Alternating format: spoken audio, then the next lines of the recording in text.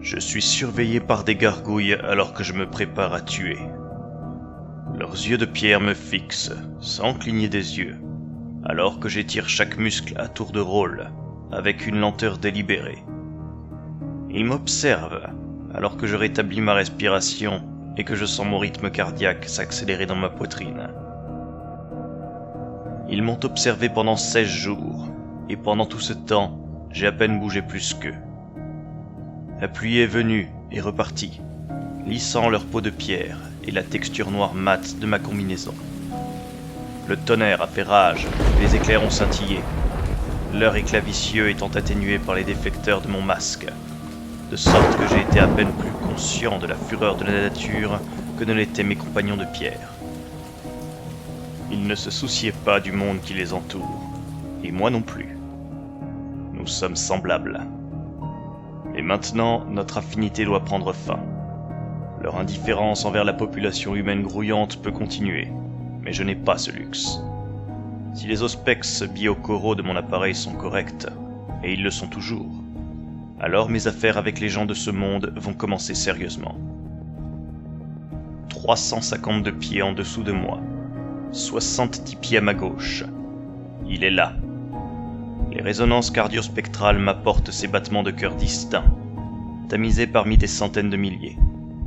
Il y a l'arythmie à peine perceptible qui indique un corps humain soutenu au-delà de sa portée naturelle par des traitements de rajeunissement répétés.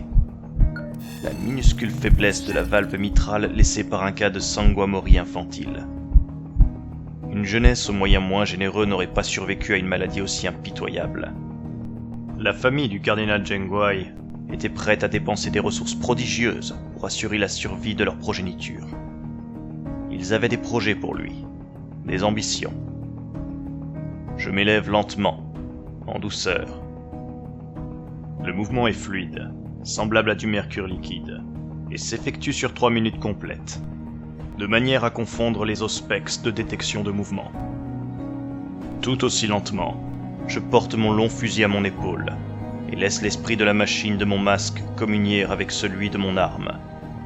Ce sont de vieux alliés, ces esprits. Ils tuent bien ensemble.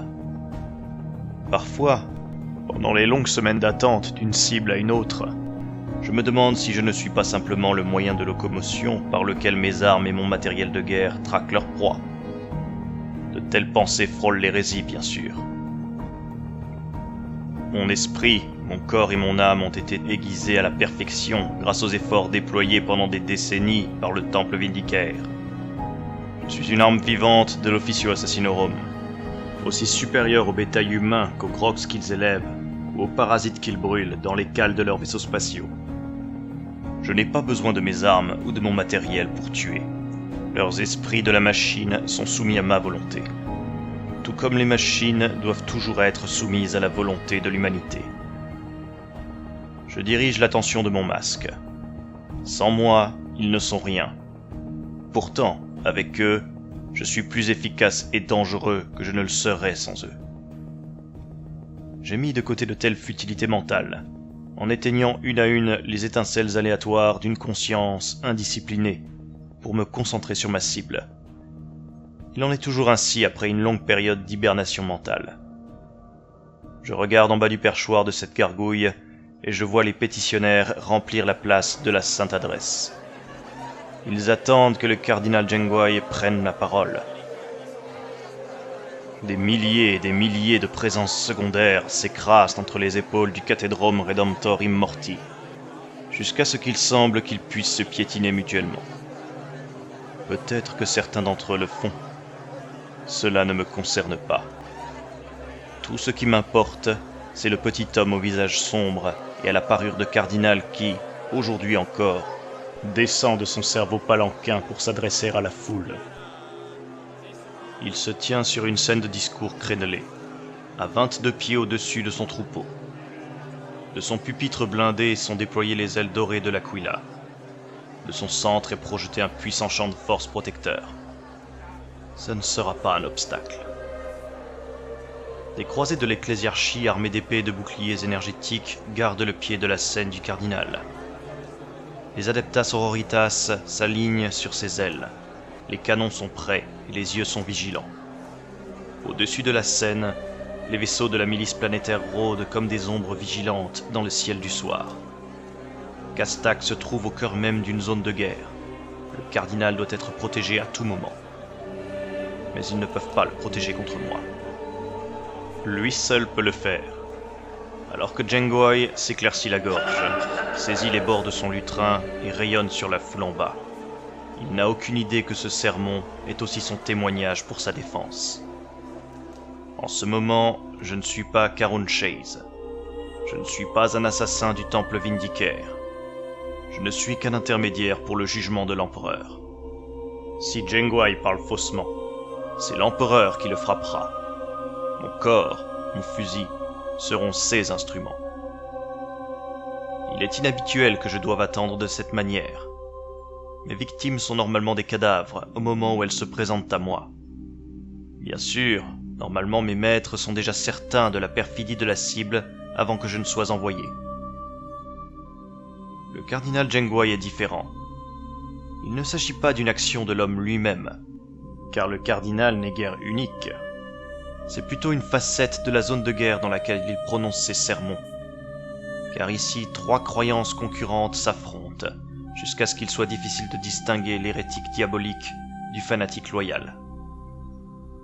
Ainsi, j'ai reçu une consigne très inhabituelle dans l'exécution de cette mission. Je dois écouter l'allocution du cardinal. Je dois évaluer par moi-même s'il dit la vraie parole de l'empereur, ou si son message a été entaché par l'une des 2 xénocréatures déviantes qui prolifèrent dans ce sous-secteur.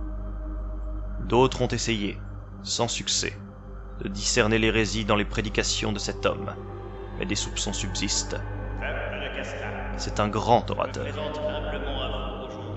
Il est aimé de son troupeau, au point qu'il risquerait d'être piétiné par leur père. Simplement la vue de cet homme qu'il salue comme un futur saint. S'il prêche vraiment la volonté de l'empereur, alors cet homme est certainement autant un canal pour sa volonté que je le suis. Si, comme certains le craignent, il est subtilement et astucieusement souillé, alors chacune de ses paroles est une goutte de poison de plus aux oreilles des masses. Et si c'est le cas, il est de mon devoir de le faire taire.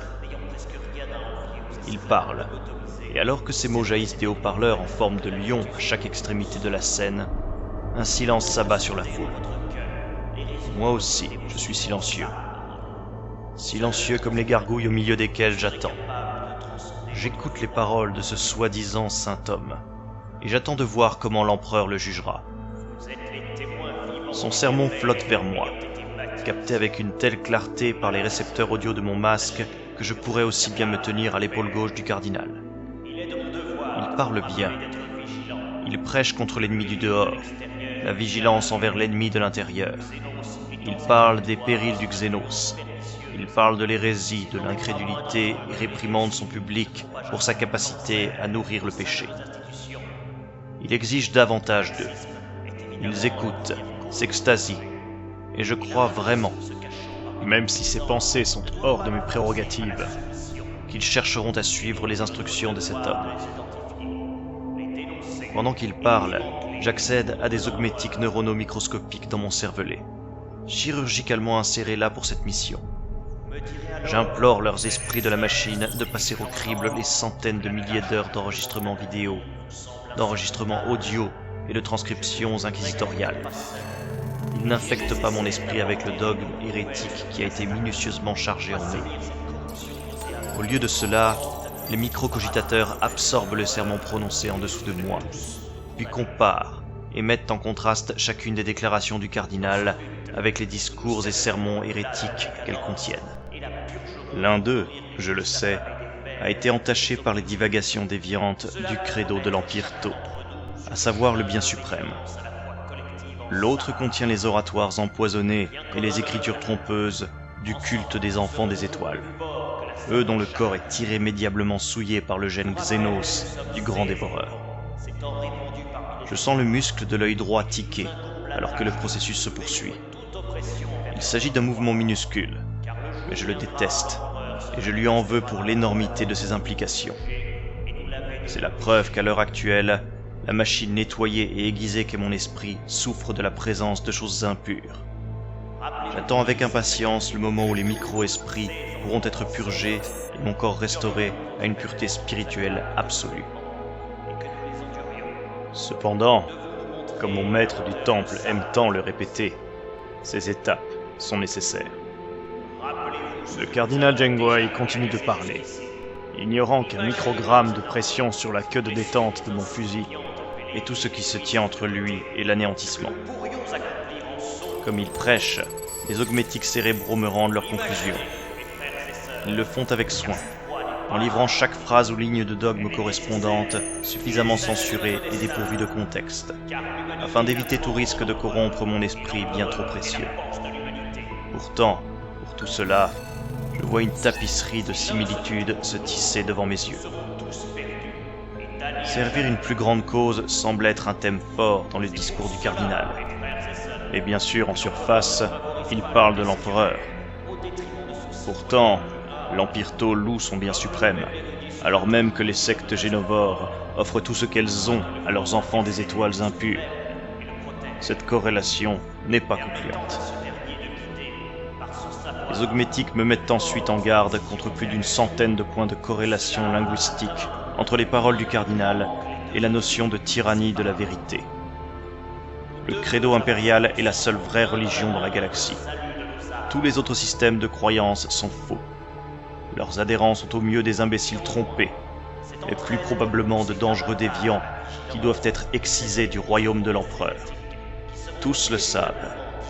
Pourtant, en regardant les points de données s'entrelacer, je vois que cette croyance, elle aussi, traverse profondément les deux croyances xénos qui menacent de corrompre les peuples de Kastak. Cette corrélation doit donc également être mise de côté. Cela continua ainsi. Vigilance contre les ennemis de la foi. Droit absolu de gouverner. Garantie que ce credo est la seule vraie solution aux maux de la galaxie. Garantie que seule cette voie peut sauver l'humanité, alors que toutes les autres croyances conduiront celle-ci vers un précipice d'où il ne peut y avoir de retour. Un système de croyances et un autre se confondent, jusqu'à ce que je ne perçoive plus qu'une seule vérité. Toutes les autres croyances existant dans la galaxie ont volé leurs principes et leurs convictions à la parole de l'empereur. Toutes ne sont que des échos creux de sa parole. Mais alors, qu'en est-il de la cible en dessous de moi ? Le sermon du cardinal touche à sa fin, et, bien qu'il soumette ses paroles à une analyse de cogitateur, qui ferait honte à la valeur des agents de renseignement d'une salle de guerre, je ne peux pas être plus certain de son allégeance. S'il parlait ouvertement de se débarrasser des chaînes de l'oppression impériale, ou de se convertir au culte du bien suprême, alors la question serait bien sûr facile. S'il était si effronté, rien de tout cela ne serait nécessaire, sauf ma présence et ma balle.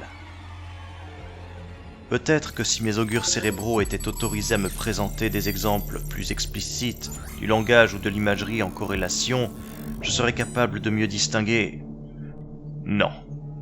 Cela représenterait un risque inacceptable pour ma pureté en tant qu'atout du jugement impérial.